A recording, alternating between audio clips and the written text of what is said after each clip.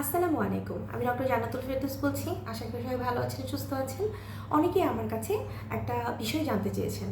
সেটা হচ্ছে এবং আমার রোগীরাও এসে বলে যে, ম্যাডাম আমার মা অথবা আমার দাদি অথবা শাশুড়ি আমাদেরকে বলেছেন যে পেটিকোট অথবা সালোয়ার আমি যেটাই পরি সেটা যেন টাইট করে পরি। যাতে আমার ওনাদের ধারণা যে আমি তখন ওনাদেরকে জিজ্ঞেস করি যে আচ্ছা কেন আপনারা বলছেন যে টাইট করে পড়তে হবে? তো ওনাদের হচ্ছে মেন ধারণা হচ্ছে দুটি।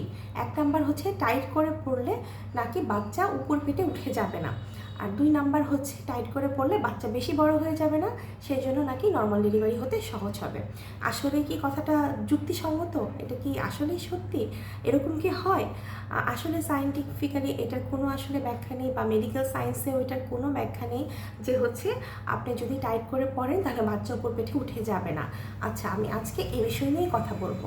তো একটা বাচ্চা যখন মার গর্ভে বড় হয় তখন ইউটেরাসের মাঝে থাকে, ইউটেরাসটা প্রথম ট্রাইমেস্টারকে খুবই ছোট থাকে, একটা মুষ্টির মতো একদমই ছোট থাকে। হ্যাঁ, তো এটা আস্তে আস্তে আস্তে আস্তে কী হয়, বড় হয়। সেকেন্ড ট্রাইমেস্টার আরেকটু বড় হয়, থার্ড ট্রাইমেস্টার দেখা যায় কি অনেক বেশি বড় হয়ে যায়। যখন অনেক বেশি বড় হয়ে যায় এটা কিন্তু আস্তে আস্তে স্ট্রিচ করে। হ্যাঁ, এরকম বড় হতে থাকে। বড় যখন হয়ে যায় তখন আমাদের কি হয়, শরীরের উপরে অনেক শুধু যে সামনে বাড়ে এমন কিন্তু না, সামনে পিছনে পাশে সব দিকে কিন্তু বাড়ে।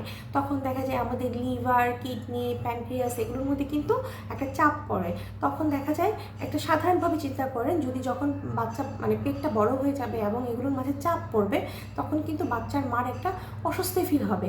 এর মাঝে যদি আপনারা টাইট পোশাক পরেন বা টাইট করে বেঁধে রাখেন তখন কিন্তু বাচ্চার মার অস্বস্তি ফিল হবে। আর বাচ্চার মার যদি অসুস্থ ফিল হয় তাহলে বাচ্চাও নিশ্চয়ই ভালো ফিল করবে না। তাহলে আপনারা কখনোই এরকম চিন্তা ভাবনা করবেন না যে পেটিকোট উপরে টাইট করে মানে পরলেই হচ্ছে আপনার বাচ্চা উপর দিকে উঠে যাবে না। এরপরে আসি নর্মাল ডেলিভারির কথা। অনেকেই ভাবেন যে টাইট করে পড়লেই বাচ্চা বৃদ্ধি পাবে কম। তো আমরা দেখা যায় যে বাচ্চা যখন মার পেটে থাকে তখনই কিন্তু আমরা পরিপূর্ণ বৃদ্ধির জন্য বিভিন্ন ওষুধ খাই বা খাওয়া দাওয়া সব কিছু করি এবং সবারই চাওয়া থাকে যাতে সুস্থ একটা বাচ্চা হয়।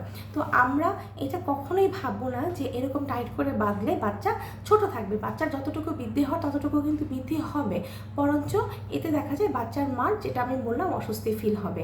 তো আমাদের কারোরই কাম্য নয় একটা মানে অসুস্থ আনহেলদি বেবি হোক। আমরা সবারই কাম্য যে একটা হেলদি বাচ্চা জন্ম হোক। আর নর্মাল ডেলিভারি আমি বারবার বলেছি যে এগুলোর উপর আসলে ডিপেন্ড করে না।